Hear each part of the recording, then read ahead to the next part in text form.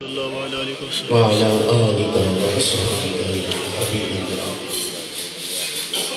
نبی کی محفل سجا کے دیکھو، نصیب اپنا جگا کے دیکھو، ضرور برسے گا ابر رحمت، سروں کو اپنے اٹھا کے دیکھو۔ وہ گر مصیبت میں زندگانی تو نام سرور زباں پہ لاؤ، وہ گر مصیبت میں زندگانی تو نام سرور زباں پہ لاؤ، یہی وسیلہ ہے وافی کافی، انہیں مدد کو بلا کے دیکھو۔ اور خدا کے بندو، خدا کی الفت قسم خدا کی یہی ملے گی، خدا کے بندو خدا کی الفت قسم خدا کی یہی ملے گی، بڑے ادب سے دلوں کو اپنے نبی کے در پہ جھکا کے دیکھو۔ اور خدا نے ان کو عطا کیا ہے شفاعتوں کا سبھی خزانہ، سو روز محشر مقام ان کا، سروں کو اپنے اٹھا کے دیکھو۔ اور لہو لہو ہو چکا بدن ہے، بے قراری بہت چبن ہے، میرے مسیحا کریم آقا یہ زخم اپنے رضا کے دیکھو۔ بارز حمد و صلاۃ، بارز ہدیہ عقیدت بصورت استغاثہ بارگاہ مصطفی صلی اللہ علیہ وآلہ وسلم میں پیش کرنے کے بعد دل کی گہرائیوں سے دعا کو میزبان محفل کہ رب کائنات ان کے والد گرامی کے درجات بلند فرمائے، اور محترمی عبدالجبار صاحب کو زندگی صحت و سلامتی ایمان میں مزید بہاری اور برکتی عطا فرمائے۔ اور بالخصوص آج کی محفل کے ہمارے اسٹیج سیکرٹری صوبیدار سرفراز صاحب، جب بھی آتا ہوں نہایت عمدہ پند و نصاح کی ان کی گفتگو ہوتی ہے، اللہ تعالیٰ ان کے علم و عمل میں بھی برکتیں عطا فرمائے۔ اور بالخصوص میں چاہوں گا کہ ہر زبان ہلے کہ ہمارے جتنے بھی آج تک حالت ایمان میں دنیا سگے رب کائنات دامن محبوب پر جگہ عطا فرمائے۔ صاحبان جی وقار قرآن حکیم کی آیات بینات میں سے کچھ حصہ تلاوت کرنے کی سعادت حاصل ہوئی۔ پروردگار عالم نے ارشاد فرمایا کہ اللہ کے علاوہ کسی کی بھی عبادت نہ کرو، اس نے تمہیں پیدا کیا، تمہیں نعمتیں عطا فرمائی،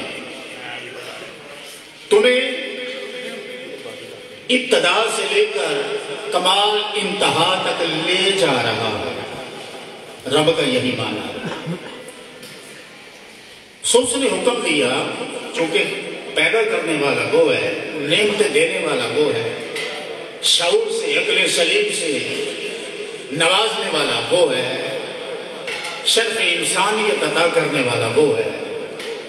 سو اس نے حکم یہ دیا ہے کہ اس کے علاوہ کسی اور کی عبادت نہ کرو۔ عبادت اللہ کے علاوہ کسی نبی کی بھی نہیں ہے، کسی ولی کی بھی نہیں ہے۔ اتنا کڑا اور سخت اور بڑا حکم دینے کے بعد پروردگار عالم نے ارشاد فرمایا وَبِالْوَالِدَيْنِ إِحْسَانًا، کہ ایک تو میرا شریک کسی کو نہ ٹھہراؤ، اور ساتھ دوسرا کام یہ کرو کہ اپنے والدین پر احسان کرو۔ معلوم ہوا کہ جس اگلے حکم کو پہلے حکم سے رب جوڑ رہا ہے، پہلا حکم بھی براء البراء ہے، دوسرا حکم بھی بہت بڑا ہے کہ ایک تو شرک کی دلدل میں پاؤں نہیں دھرنا، اور دوسرا کبھی بھی ماں باپ کی نافرمانی نہیں کرنا۔ یہاں رب کائنات نے حکم دیا وَبِالْوَالِدَيْنِ إِحْسَانًا، احسان اس نیکی کو کہتے ہیں کہ جس کا بدلہ نہ مانگا جائے، پروردگار عالم خود عطا فرمائے، یہ حسن ہے احسان کا۔ اور رب کائنات جتنے بھی احسان کرنے والے ہیں قرآن حکیم میں ان کو ایک اعزاز سے نواز رہا ہے۔ اللہ فرماتا ہے کہ میری رحمت ہمیشہ ان کے قریب رہتی ہے جو احسان کرنے والے ہیں۔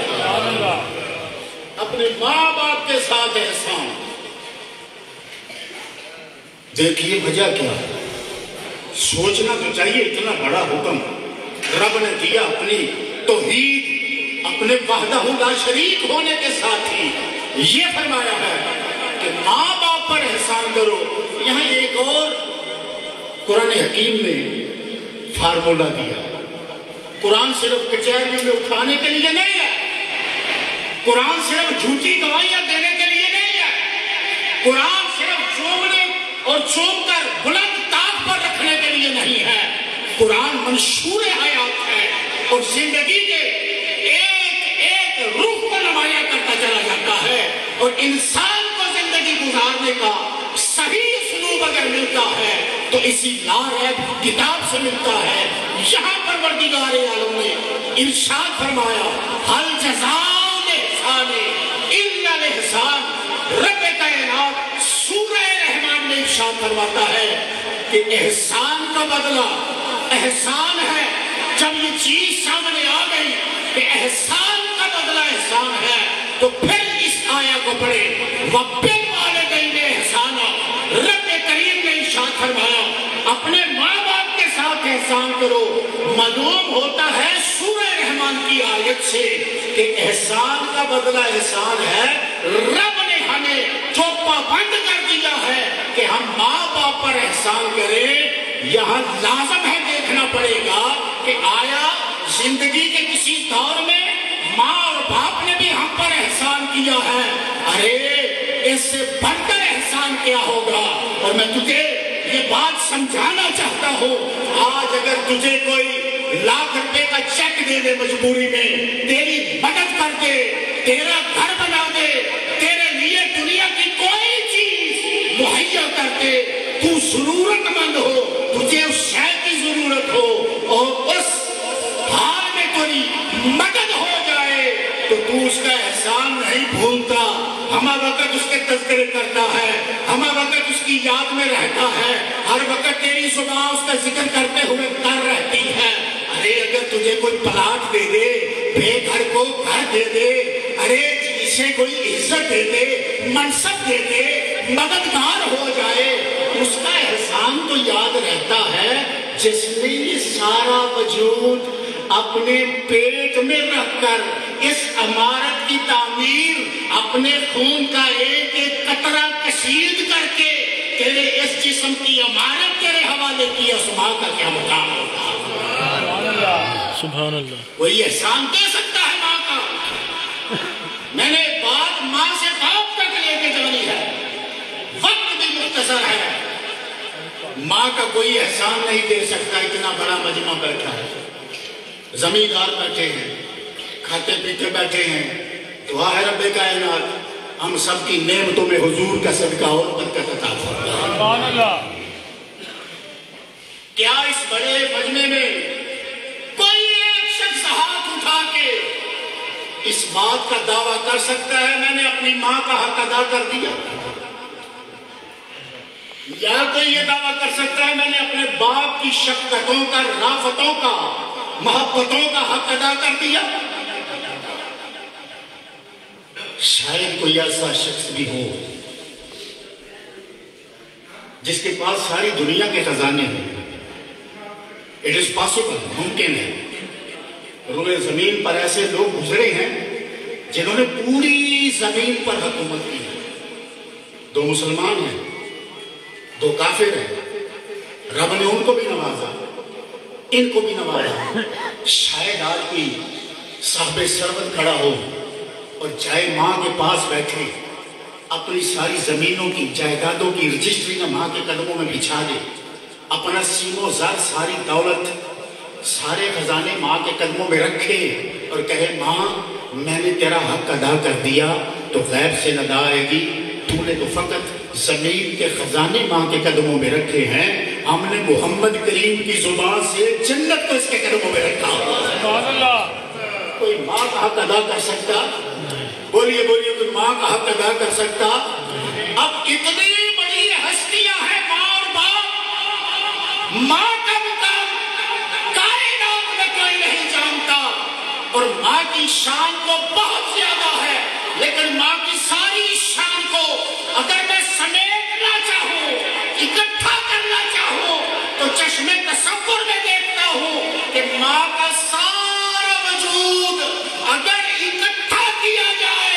تو تیرے باپ آدم علیہ السلام کی ایک پسلی بنتی ہے. ماں کی یہ شان ہے تو باپ کا کیا مقام ہوگا؟ سبحان اللہ. ذرا کہیے سبحان اللہ. سبحان اللہ. میری بات کی سمجھ آ رہی ہے نہیں آ رہی؟ تو سمجھ آ رہی ہے ذرا احسان ثواب کی نیت سے کہیے سبحان اللہ. ارے ماں کا سارا وجود کائنات کی ماں کو اکٹھا کرے، پہنچے کرے سجدہ ہوا سلام علیہا پر، اور پھر اس وجود کو اگر دیکھیں غور کریں اس کی ماہیت پر، اس کے وجود پر اگر نظر دوڑائے تو وہ سارا وجود تحلیل ہو کر تیرے باپ آدم کی ایک پسلی بنتا ہے، جس کی ایک پسلی کی اتنی شان ہے. اس پورے باپ کا کیا مقام ہوگا؟ یہاں نبی کریم صاحب ملک عظیم صلی اللہ علیہ وآلہ وسلم نے ارشاد فرمایا کہ باپ کی ناراضگی میں خدا کی ناراضگی ہے. یہاں بیٹھے ہوئے ہیں، کوئی آپ کو پوچھنے والا نہیں. ذرا دل کی عدالت میں، زمین کی عدالت میں خود کھڑے ہو جائیں اور سوچیں کہ کیا ہم نے کبھی اپنے باپ کی کبھی گستاخی کی یا نہیں کی؟ دوسرے کے کہنے میں پھر کھڑے ہو جائیں، سوچیں کیا کبھی میں نے اپنی ماں کی بے ادبی کی یا نہیں کی؟ اگر تو نہیں کی تو تجھے میرا سلام.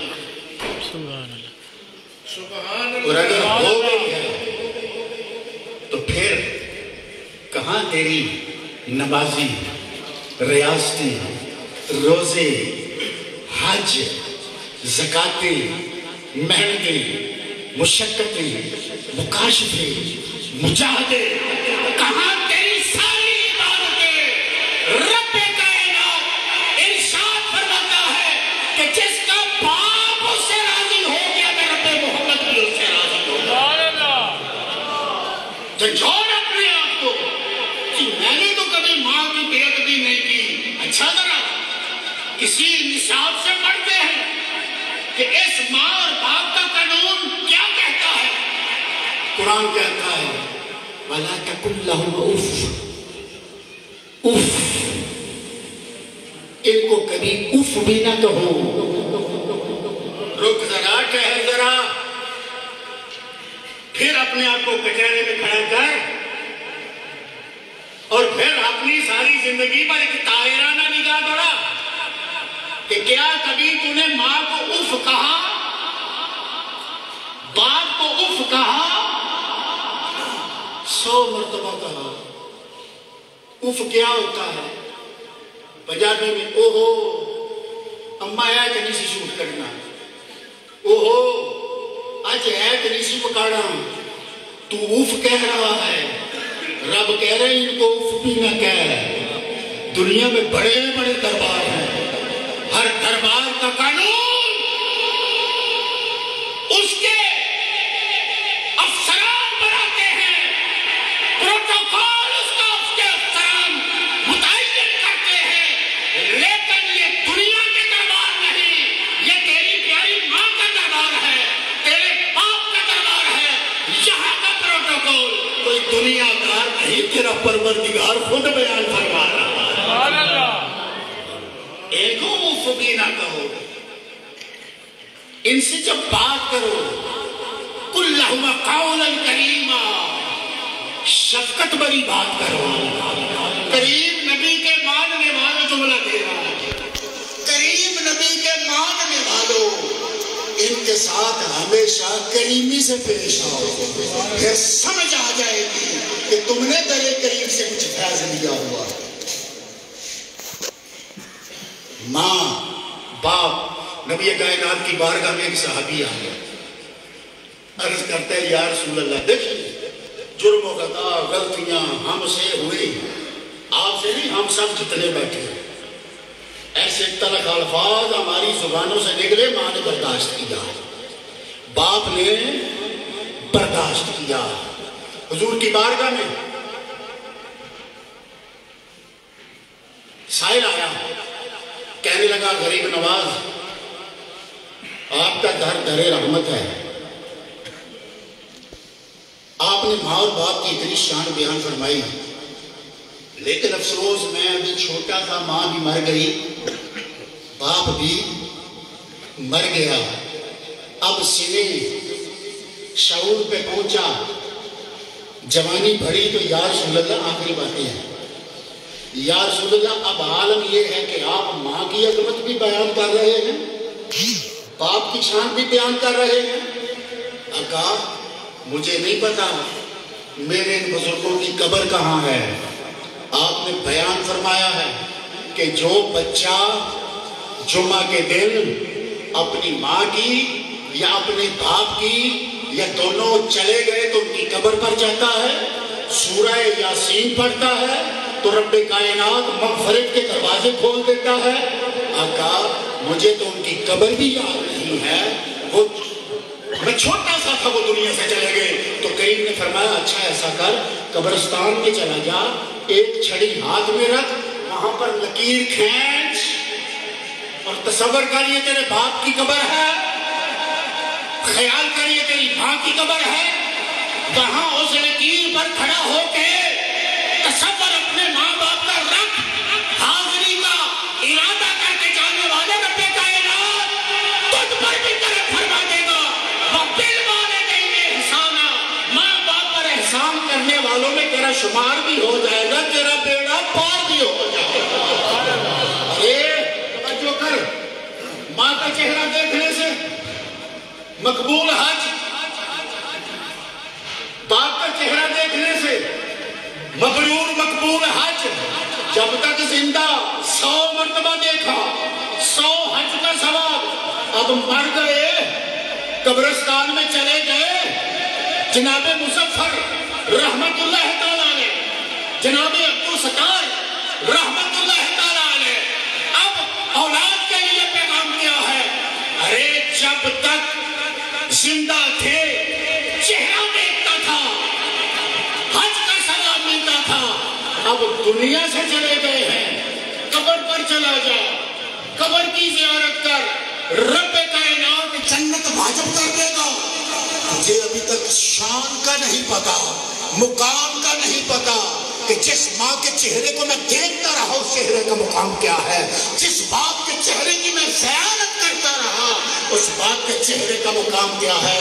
میرے کریم فرماتے ہیں جو قبر کی زیارت کے لیے آ جائے، قبر ماں کی ہو یا باپ کی ہو، رب کائنات اس بیٹے کی بخشش فرما دیتا ہے۔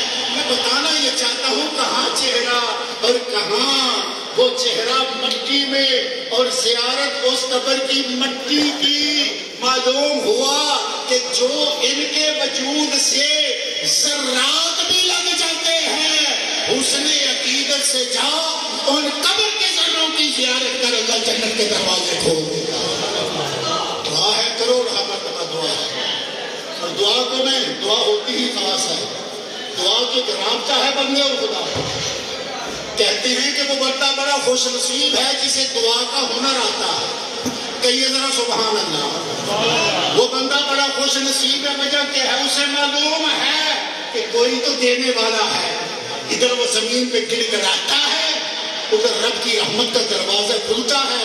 بندہ ایک مرتبہ کہتا ہے اے میرے پروردگار، وہ 70 مرتبہ پکار کے کہتا ہے لبیک یا عبدی، میرے بندے بتا تجھے کام کیا ہے؟ میں نے تو اپنی ذات پر نہ اونگ رکھی ہے نہ نیند رکھی ہے، میں دن بھی جاگتا ہوں، میں رات بھی جاگتا ہوں، صرف اس غرض سے کہ پتہ نہیں رات کے کس پہر میں کوئی مجبور مجھے پکارے، میرا دروازہ کھلا رہتا ہے۔ اس رب کریم سے دعا ہے کہ پروردگار عالم تیری بارگاہ میں اس عظیم باپ کا واسطہ دیتا ہوں کہ جس کے گھر میں محمد جیسا پھول کھلا ہے، اس عظیم ماں کا واسطہ دیتا ہوں کہ جن کے آنگن میں مصطفی نور چمکا ہے۔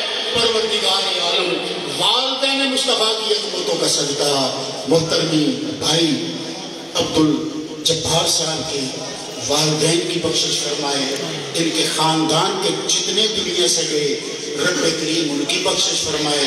اور شاید اب آپ آمین بولے، خود غرضی کا دور ہے، کسی کے لیے دعا ہو رہی ہے تو چپ ہو کے دیکھتے رہتے ہیں. اب آپ کو بھی شامل کرتا ہوں. رب کائنات والدین مصطفیٰ کا صدقہ میرے آپ کے ان کے سب کے والدین کے درجات بلند زندہ ہے تو صحت و سلامتی عطا فرمائے.